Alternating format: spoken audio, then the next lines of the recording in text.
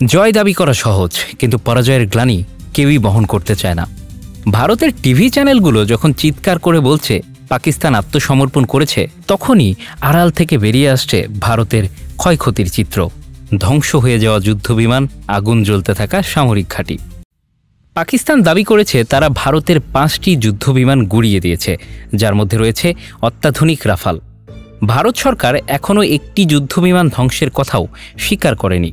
কিন্তু আন্তর্জাতিক media, CNN থেকে শুরু করে ফরাসি গোয়েন্দা সংস্থা বলছে অন্তত একটি রাফাল ভূপাতিত হয়েছে। শুধু তাই নয়, ভারতের ভূখণ্ডেই 2টি বিমান বিধ্বস্ত হয়েছে, তাও যুদ্ধ চলাকালীন। অন্যদিকে ভারত দাবি করেছে তারা পাকিস্তানের কিছু সামরিক স্থাপনায় আঘাত এনেছে। কিন্তু বাস্তব চিত্রে দেখা যাচ্ছে পাকিস্তান শুধু দ্রুত পুনর্গঠনই করেনি, বরং তাদের সেনাবাহিনী বিজয় মিছিলে সামিল হয়েছে রাস্তায় নেমে।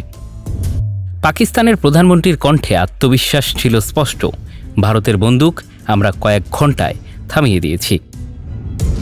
যুদ্ধের নাটক শেষ হলেও শুরু হয়েছে নতুন লড়াই। কে ছিল জয়ী আর কে গোপন করছে নিজেদের ক্ষয়ক্ষতি?